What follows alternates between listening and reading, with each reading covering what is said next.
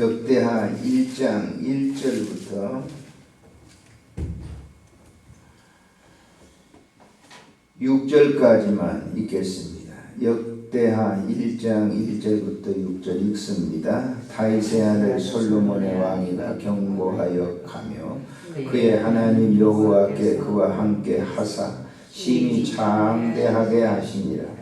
솔로몬이 온 이스라엘의 천부장들과 백부장들과 재판관들과 온 이스라엘의 방백들과 족장들에게 명령하여 솔로몬이 온 회중과 함께 기브온 산당으로 갔으니 하나님의 해맞고 여호와의 종 모세가 광야에서 지은 것이 거기 있습니다. 다윗이 전에 예루살렘에서 하나님의 궤를 위하여 장막을 쳐두었으므로 그 궤는 다윗이 이미 기럇여아림에서부터 그것을 위하여 준비한 곳으로 메어 올렸고 옛적에 홀의 손자 우리의 아들 부살렐이 지은 놋제단은 여호와의 장막 앞에 있더라. 솔로몬이 회중과 더불어 나아가서 여호와 곧 회막 앞에 있는 놋제단에 솔로몬이 이르러 그 위에 1000마리 생으로 번제를 드렸더라. 아멘. 하나님 감사합니다. 주일 지난 이후 3일에 또 밤에 모여 기도합니다. 우리 하나님 아버지 말씀을 주시고 합당한 기도를 드리는 밤이 되도록 축복하시고 우리가 합심하여 가정을 위해서 인척을 위해서 교회를 위해서 나라와 민족을 위해서 간구에 싸우니 주님께서 나의 기도를 응답하시고 우리 성도들의 기도를 응답해 주셔서 이 민족과 교회가 새로워지는 역사가 일어나게 하시고 특별히 귀한 가정의 자녀들이 복을 받기에 부족함이 없도록 축복해 주시옵소서. 우리 구주 예수님의 이름으로 기도드리옵나이다. 아멘. 오늘은 솔로몬 왕의 지혜를 구하는 이 삶의 모습을 우리가 잠시 살펴보도록 하겠습니다. 이제 다윗이 이스라엘의 사울 다음에 이어서 2대 왕이지만 사실은 첫째 왕이라고 볼 수가 있죠. 유다 계열에서 이 왕이가 됐으니까요. 이 다윗이 이제 나이가 많이 들어서 자기가 이제 40년 동안을 통치했는데 더 이상 이제 통치를 할 수 없으니까 아들을 세워서 이제 왕을 세우는데 보게 되면 이제 다윗은 이제 여러 명의 부인들이 있었죠. 그러니까 자식들이 또 달리 있을 수밖에, 배다른 자식들이 달리 있을 수밖에 없죠. 이 왕자의 난들이 일어나게 되는데 그걸 다 평정하고 솔로몬이 이제 왕위에 오르게 됩니다. 앞에서 우리가 이제 역대 29장에서 보셨듯이 한번 거기 읽어보십시다. 자, 29장에 있는 말씀에 보면은 자 23절에 자, 읽겠습니다. 솔로몬이 여호와께서 주신 왕위에 앉아 아버지 다윗을 이어 왕이 되어 형통하니 온 이스라엘이 그의 명령에 순종하며 모든 방백과 용사와 다윗 왕의 여러 아들들이 솔로몬 왕에게 복종하니 그랬습니다. 다윗은 솔로몬에게 왕권을 넘겨주었다.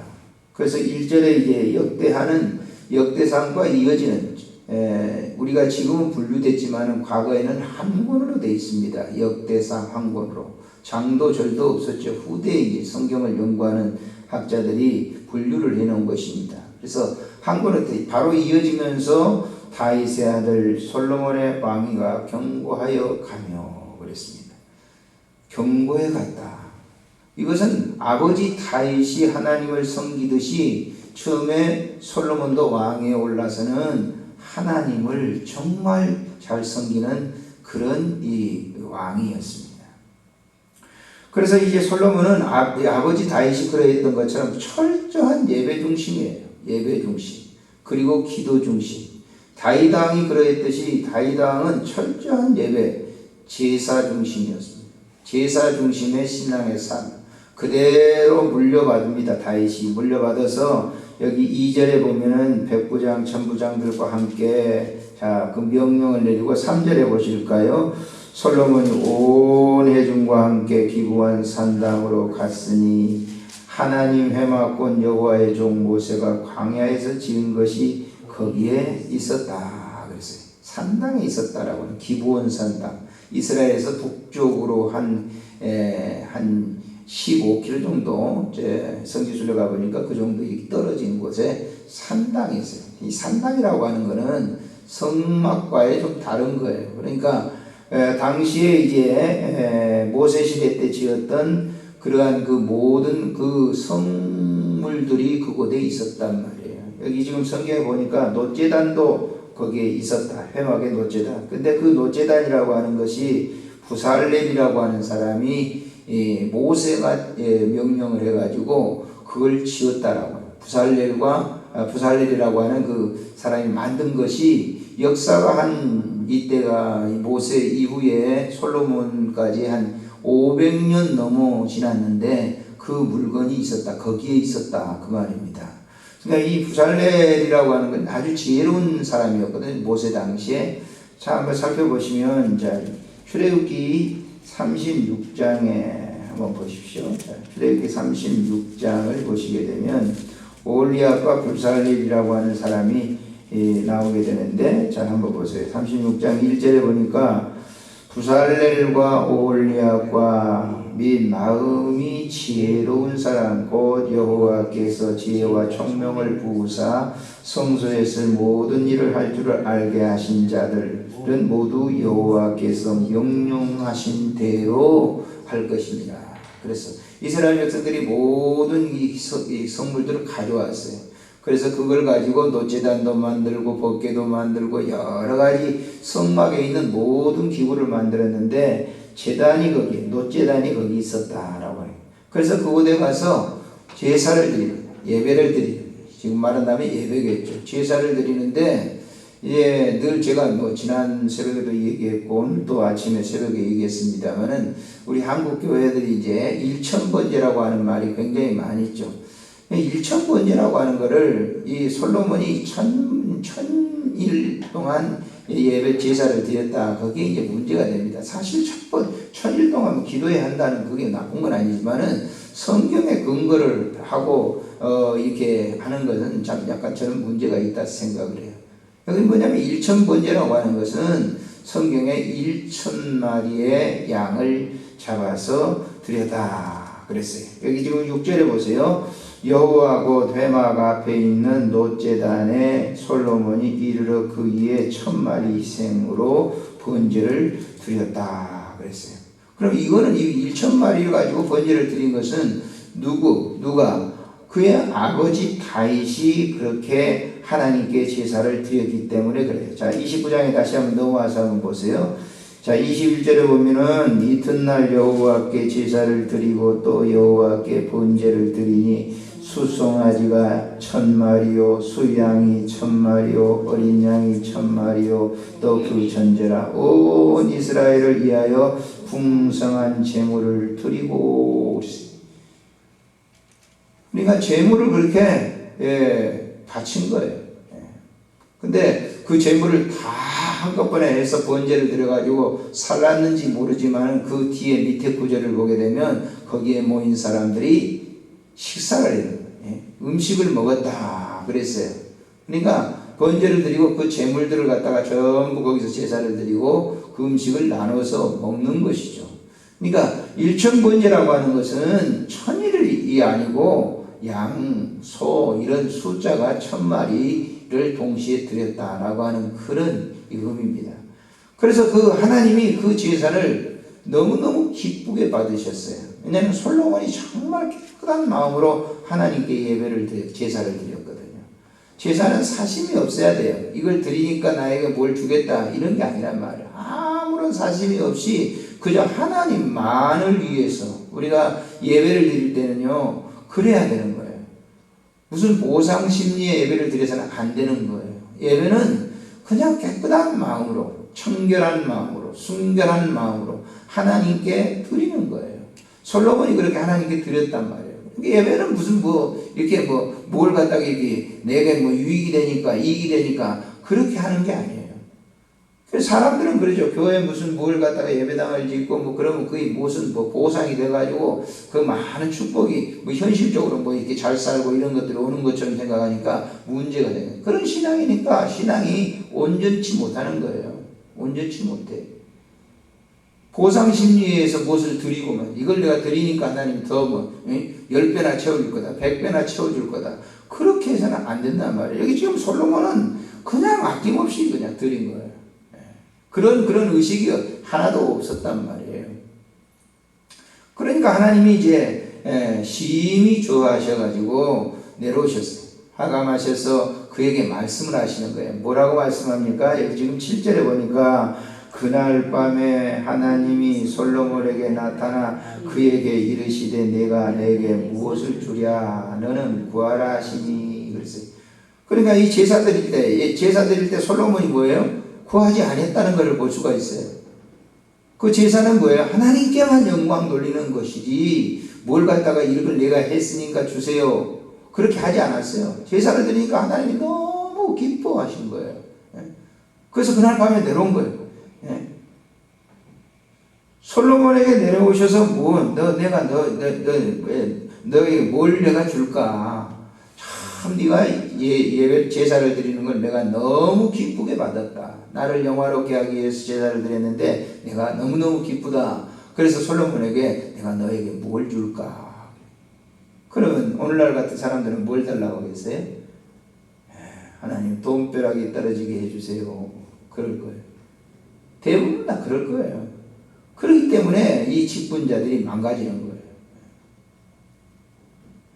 그러니까 이게 지금 솔로몬이 이제 뭐라고 대답하죠? 8절에 보니까 읽겠습니다. 솔로몬이 하나님께 말하되 주께서 전에 그 은혜를 내 아버지 다윗에게 베푸시고 내가 그를 대신하여 왕이 되게 하셨사오니 여호와 하나님이여 원하건대 주는 내 아버지 다윗에게 허락하신 것을 이제 굳게 하옵소서. 주께서 나를 땅에 티끌같이 많은 백성의 왕으로 삼으셨사오니 주는 이제 내게 뭐예요? 지혜와 지식을 주사 이 백성 앞에서 출입하게 하옵소서. 이렇게 많은 주의 백성을 누가 능히 재판할 수 있겠습니까? 지혜를 주세요. 뭐 하려고? 이 백성들이 너무 많습니다. 이제 이 백성들이 이제 여러 가지 일들 때문에 재판하러 올 텐데 그 재판을 바르게 할 수 있는 지혜를 주세요. 그리고 지식을 주세요. 그랬어요. 지식은 뭐예요? 아는 거예요. 아는 거. 사람이 살아가는 삶의 영역 속에서 알아야 될 것이에요. 이 땅의 지식이라고 하는 게 엄청난 거죠. 제가 알고 있는 건 아주 많은 거예요. 그걸 가지고 큰 소리 치는 거예요. 사람들도 보면요, 자기가 지식을 되지도 않는 거 가지고 큰 소리 빵빵 치는 거 보세요. 그러니까 그 지식을 달라는 거예요. 세계상에 있는 그런 이치를 깨달을 수 있는 지식을 나한테 주세요. 내가 세상에 있는 이치를 잘 알지 못합니다. 그러니까 그걸 알 수 있는 그런 지식의 분량을 나에게 많이 주세요. 지식도 그리고 지혜를 주세요. 지혜는 뭐예요? 그 알고 있는 것을 뭐예요? 활용하는 거예요. 그러니까 쉽게 말한다고 하면 우리가 밥을 하는데 쌀이 있어요. 밥을 하는데 그 쌀은 밥을 해야 된다라고 하는 건 그 지식이에요. 이렇게 밥을 할 때 어떻게 해야 되느냐 하는 것은 뭐예요? 지혜로 해야 돼요. 물을 갖다가 얼마나 붓든지 하는 것은 뭐예요? 그 지혜로움이 있어야 돼요. 밥을 똑같이 하는데 항상 막 물을 많이 부어가지고 죽 만들어 놓으면 안 되잖아요. 모르는 사람은 그렇게 계속 이게 어떤 그 여자분은 계속 그렇게 밥을 한다는 거예요. 그러니까 이게 아주 답답하죠. 그 지혜라고 하는 건 바로 그런 거예요. 아는 거를 효과적으로 이렇게 하는 거예요. 그래서 백성들을 이 재판을 할 때 그렇게 해 주십시오 그랬어요. 하나님이 너무너무 좋아요. 일반적인 보통 사람, 지금까지 하나님께서 쭉 이렇게 보았는데 대부분의 사람들이 하나님 부 주세요, 오래 살게 해주세요, 건강하게 해주세요, 돈을 주세요, 많이 그렇게 했는데 솔로몬은 완전히 딴판이에요. 그래서 하나님께서 그 요구를 너무너무 또 기뻐하신 거예요. 그리고 어떻게 하십니까? 야, 네가 그렇게 대부분 사람들은 오래 사는 것 구하고 돈 구하고 명예 구하고 다 그러는데 너는 그거 아니구나. 근데 내가 너에게 그걸 덤으로 줄 거야. 그래서 여러분 신앙생활을 할 때 우리에게 주어진 이것들은 덤이라고 생각해야 돼. 덤으로 그냥 주는 걸 갖다가 거기에 관심을 자꾸 둬버리면 안 되죠. 솔로몬도 보세요. 이 덤으로 준 것 때문에 결국은 뭐예요? 덤에 정신 빠졌다가 결국 그의 말년 40년 통치하고 말년에는 아주 하나님이 싫어했어요. 하나님이 보시기에 솔로몬이 뭐예요? 악했다 그랬어요. 왜? 덤에 신경을 많이 써버렸거든요. 덤에 신경 쓰면 안 되는 거예요. 오늘날 지금 우리 한국에 지금 막 보세요. 시끄러운 게 뭐예요? 덤 때문에 그러는 덤 때문에. 처음에 교회 장로님부터 그랬을 거예요. 하나님 내가 잘 믿게 해주세요. 그래 장로가 된 거 아닙니까? 그러다가 사업을 하는 사람들이 말이죠. 사업이 할 때 보니까 덤에 신경을 써요. 그래 막 세금도 제대로 안 내고. 오늘 아침에 신문에 보니까 저 전면에 말이죠. 그 유명한 신혼그룹의 그 장로님 또 이름이 떠올라요. 세금 포탈했다. 무슨 일이에요 요즘요? 이야, 난 교회에서 간증도 많이 했는데 죄송해요. 그 사람은 믿을 사람들이 없다니까. 어떤 사람 말이죠. 믿을 놈이 하나도 없다고. 예? 도대체 뭐 하는 거야? 아침 신문에 앞에다가 전면에다가 신혼그룹 탈세 그래가지고 또 안쪽에 들어서 보니까 그 탈세했던 근거를 갖다 쭉 해놨어요.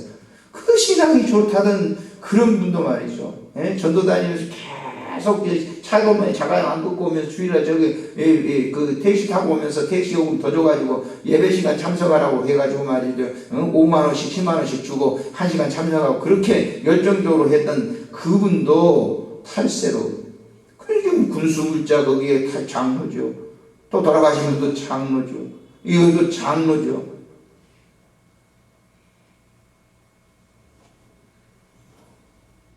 여러분 어떻게 보면요 죄송스러운 얘기예요.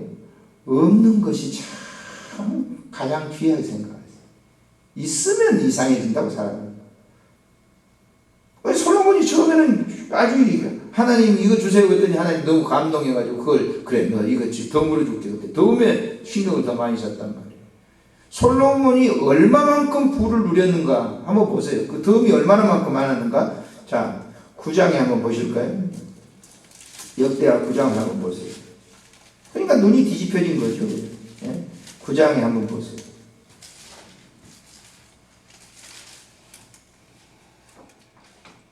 10장 9장에 한번 읽겠습니다. 22절부터 한번 보세요. 13절도 쭉 나오는데 22절 시작. 솔로몬 왕의 재산과 지혜가 천하의 모든 왕들보다 컸다. 천하의 왕이 하나님께서 솔로몬의 마음을 주신 지혜를 들으며 그 얼굴을 보기를 원하고 각기 예물을 가지고 이거 예물 가져왔다는 건 뭐예요? 예물이 뇌물이에요. 뇌물입니다. 지금 뇌물 가져와 가지고 그 은그릇과 금그릇과 의복과 갑옷과 향품과 말과 노새라 해마다 정한 수가 있었더라.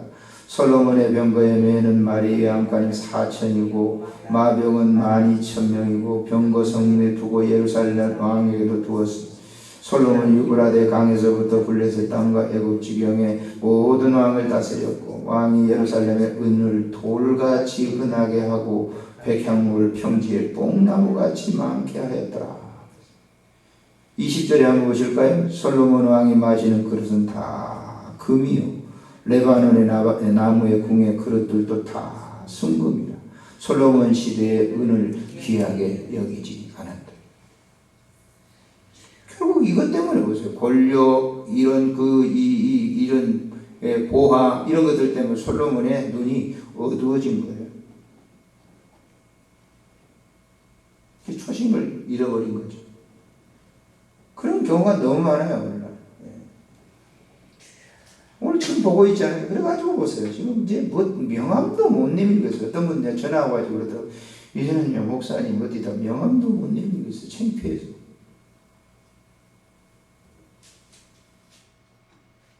요즘 이 나라가 꽤 나라의 이 소용돌이 속에 누가 하나 들어가 있어요? 기독교인들이 들어가 있단 말이에요. 중심에 들어가 있다고 거기에.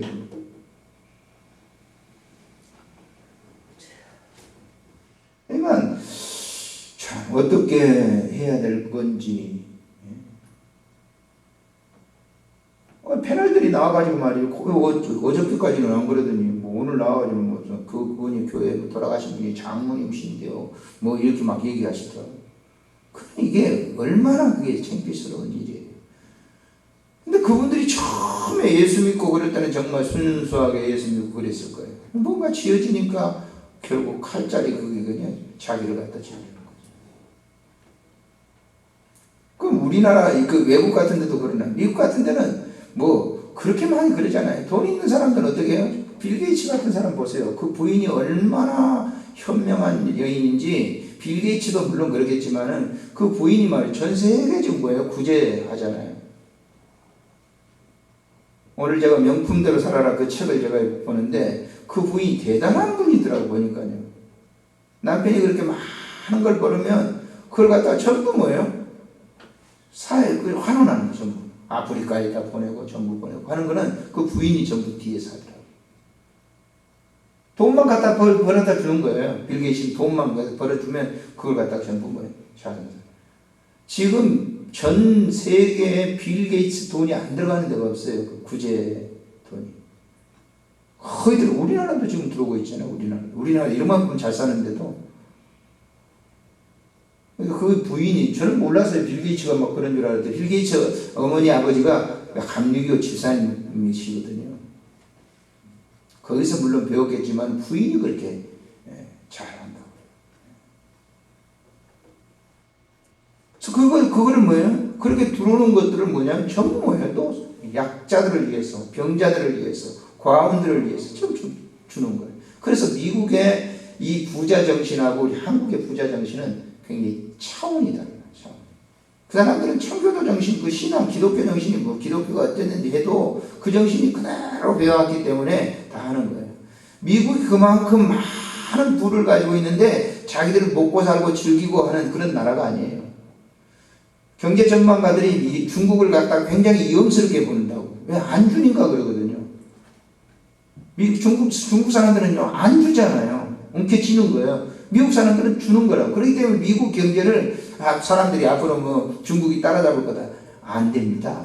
따라잡힐 수도 없어요. 그 이유는 뭐냐? 주지 않으면 안 되는 거예요. 주지 않으면 썩게 되는 거예요. 속에서. 부패하게 되는 거고. 그래서 오늘 뭐 방송 잠깐 들어보니까 중국 기업이, 국영 기업이 말이죠. 워크아웃 당했다고 그래요. 디폴트 상태에 빠졌다고. 그러니까 그런 것들이 국영 기업이 그럴 정도 되니까 어떻게 되겠어요? 앞으로 그렇게 전망을 뭐 중국이 뭐 굉장한 거다. 근데 그렇지 않습니다. 중국은 수가 그렇게 많고 그러니까 뭐